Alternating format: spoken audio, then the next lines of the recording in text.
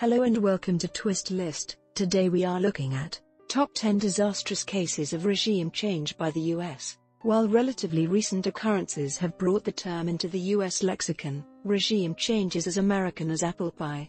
For nearly all of the country's history, but especially since the 20th century began, the United States has deemed it necessary to meddle in the fortunes of other countries, often under the guise of protecting national security, though you'll soon see that there are often ulterior motives. Without further ado, here are the 10 worst occurrences of regime change by the United States. At number 10 we have the Syrian coup d'état. The extent of US involvement in the bloodless coup which overthrew the secular democracy that had sprung up in Syria after World War II has been disputed ever since.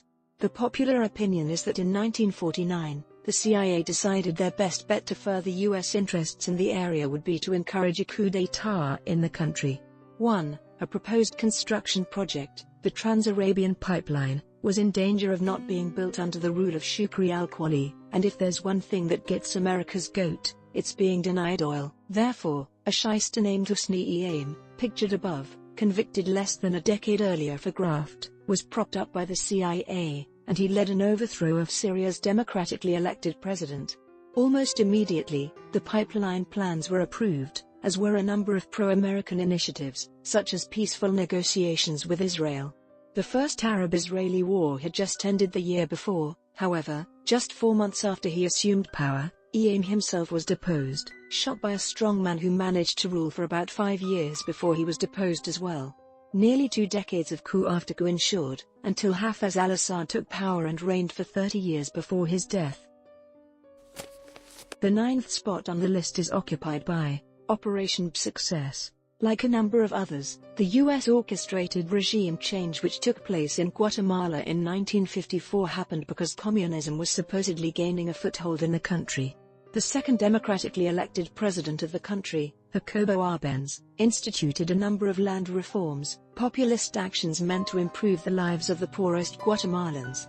The CIA didn't feel the same way and almost immediately put a target on his back.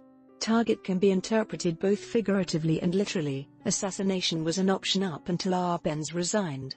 In addition, United Fruit, a US company which held quite a bit of land in Guatemala, suffered under the reforms, mostly due to the ending of their exploitative labor practices, and they lobbied the US government to intervene. Operation Success, a plan for psychological warfare and political action, was authorized by President Eisenhower in 1953. 2. In addition, the CIA trained and funded a paramilitary group led by Castillo Armas, which attempted to violently overthrow Arbenz, though they met with a number of setbacks. The threat of US intervention, thanks to the propaganda which was part of Operation Success, was enough to force Arbenz's resignation. 10 days later, Armas took power, instituting 4 decades of authoritarian rule which decimated Guatemala's Maya population, thanks to near-continuous and bloody civil war. The coup was widely reviled by the international community, with some comparing the Americans to colonialists or Hitler speaking about Austria. Number 8 on our list is Operation Urgent Fury. Grenada is a small island in the Caribbean, only 640 kilometers, 400 miles, south of Puerto Rico, and as the locals say, it's just south of paradise, just north of frustration. 3. For President Reagan, it was a constant frustration, with Marxists having controlled the country since the onset of his presidency. In 1983, fed up with what they deemed insufficiently radicalized behavior, members of the ruling party executed their leader, replacing him with Hudson Austin, a general in the People's Revolutionary Army. This was the straw that broke the camel's back for the Americans, and plans were quickly drawn up to invade the island. Troubles started immediately, creating problems which would last for much of Operation Urgent Fury, as the various branches of the military couldn't agree on what to do.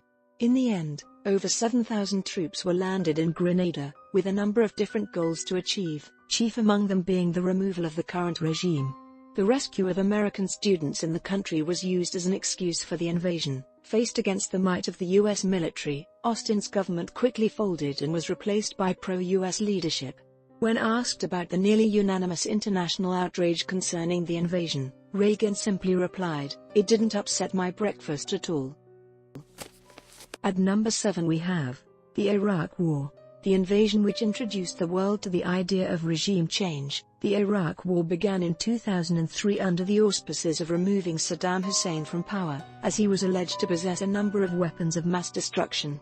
4. In reality, he had none and was increasingly cooperating with UN inspectors.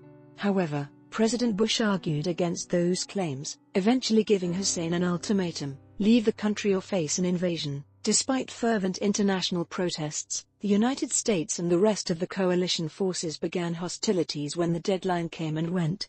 Although the conventional warfare was quickly over, as the Iraqis were no match for their foes, insurgents continued to be a thorn in the side of an increasingly isolated American presence for many years afterward. Though the eventual outcome of the U.S. intervention has yet to be determined, deeming the action a success is seemingly impossible, given the nearly 200,000 civilian deaths that resulted from the conflict. Number 6 on the list is the First Caco War. By 1915, after 4 years of constant political turmoil, the U.S. government saw the island nation of Haiti as a problem which could only be solved by force. Villebrun Guillaume Sam, a ruthless dictator best known for his political executions, was ousted that year by the same forces which had been behind the last 6 coups, Haitian peasant militias known as Cacos. Faced with an increasingly smaller chance of recovering the debts owed to them, France, England, Germany, and the US sent troops to the area. 5. However, it was the American forces who landed first, initially meeting with little resistance. A populist notion had helped instigate the latest coup, and the Cacos were reluctant to give up as they had in the past. A brief guerrilla war, the First Caco War, began and lasted for a few months, until U.S. Marines stormed Fort Riviere, the final stronghold of the Cacos. A pro-America politician named Philippe Soudat-Tignave assumed control of the country and remained in power until 1922. U.S. forces remained in Haiti until 1934, when President Roosevelt transferred authority to the Garde d'Haïti. The 5th spot on the list is occupied by Operation Just Cause. In 1989, Manuel Noriega, the infamous dictator of Panama, had been ruling for about 6 years, trafficking cocaine and helping the CIA with their various covert military operations throughout Latin America. By 1986, he had outlived his usefulness, and there were reports that he was a double agent. A U.S. court convicted him on drug charges a few years later. 6. Much of his involvement with the CIA came out as a result of various scandals, including the Iran-Contra affair. The 1989 elections resulted in a win by Guillermo Endara, the head of the anti-Noriega Democratic Alliance of Civic Opposition. Angered by the fact that his hand-picked winner was defeated, Noriega declared the elections void, asserting himself as the de facto ruler of the country. Public pressure mounted on the U.S. government in the form of various claims of softness on drug crime and the apparent escalation of threats against Americans living in the country. So, on December 20, U.S. troops landed in a number of different spots with the intent of taking several strategically important sites. Noriega was eventually captured at the Vatican mission in Panama City, after he surrendered due to a combination diplomatic pressure from the Vatican and constant rock music, which Noriega hated. Endara was later sworn into office. Number 4 on the list is the Huerta Toppling. The year was 1913. 3 years of bloody conflict had resulted in a number of overthrown Mexican presidents, and after a particularly violent series of days known as the 10 Tragic Days, General Victor Yona Huerta was installed as president. However, the U.S., under President Wilson, was initially reluctant to recognize the newly minted dictator, instead hoping for democratic elections. 7. A year later, 9 American sailors were arrested for allegedly entering a prohibited area in Mexican territory, setting off what would be known as the Tampico Affair. They were then paraded around the city, enraging the regional U.S. naval commander. Ultimatums were issued, and when Mexico refused, President Wilson sent Marines to the port city of Veracruz. A relatively short battle ensued. The U.S. forces took control of the city, only relinquishing it when Huerta resigned from office. Later, Huerta was contacted by German intelligence, who planned to use him to get the U.S. bogged down in a war with Mexico. As he was heading back to Mexico from his then home of New York, he was captured by U.S. forces, who promptly charged him with sedition. He later died while in custody. At the 3rd place we have the Puerto Rican campaign. During the Spanish-American War, A number of Spanish holdings in the Western Hemisphere were the site of conflict between the two countries, including the small Caribbean island of Puerto Rico. Less than a month after the onset of the war, U.S. naval forces attacked San Juan, establishing a blockade. Eventually, land forces were deployed, and after only 7 deaths, the U.S. secured the island. 8. The war ended soon after, and Spain ceded a number of territories, including Cuba, the Philippines, Guam, and Puerto Rico. Though U.S. control of Cuba was temporary from the onset, the other 3 territories were initially going to be permanent. Almost immediately, Puerto Rico came under the leadership of various military officers, who set about to Americanize the population, mostly through the use of schools and mandatory lessons in English. It would be another 54 years until the citizens of Puerto Rico were allowed to democratically elect their own leader, though they remain a territory of the United States. At the second spot is the TPAJAX Project. In the early 1950s, Mohammad Mossadegh was the democratically elected Prime Minister of Iran, and in an effort to gain more national control over their oil fields, he began to audit the Anglo-Iranian Oil Company, AIOC, a British business. American fears were, as with many other similar examples, that the country would fall under the sway of the Soviet Union. Desperate to keep communism from taking hold in Iran, the CIA began planning to overthrow Mossadegh, hoping to reaffirm Shah Mohammad Reza Pahlavi's power as monarch and install General Fazlollah Zahedi as the new leader of the country. 9. A joint task force of British and American intelligence began funneling money to various groups within Iran, who undertook terror plots designed to undermine public confidence in Mossadegh's government. The AOC itself contributed money for bribing officials as well. A 1953 coup was successful, with as many as 300 people dying during the conflict and many more imprisoned or killed as a result of the Shah's military court tribunals.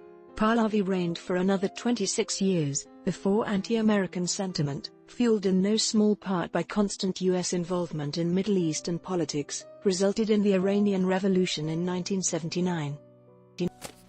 And finally, at number 1, the deposing of Queen Liliuokalani. The first, last, and only reigning Hawaiian queen, Liliuokalani assumed the throne in 1891, after her brother's death. Faced with declining royal authority, she sought to reaffirm the monarchy's role in Hawaiian politics. In addition, she sought to lower the influence of foreign-born businessmen and landowners, many of whom were American. When they got wind of her plans, the wealthy elite conspired with the U.S. military to depose her, and she was arrested in 1893. Led by Sanford Dole, of the Dole Food Company, the missionary party assumed control of the country, establishing a provincial government with a stated goal of getting the islands annexed by the U.S. 10. Though the efforts were initially resisted by President Cleveland, who even unsuccessfully ordered Liliuokalani restored to the throne, Hawaii was eventually annexed in 1898. Liliuokalani went on to compose Aloha Oe, a song beloved ever since. Thanks for watching. If you enjoyed this video and would like to see more, then please hit the subscribe button.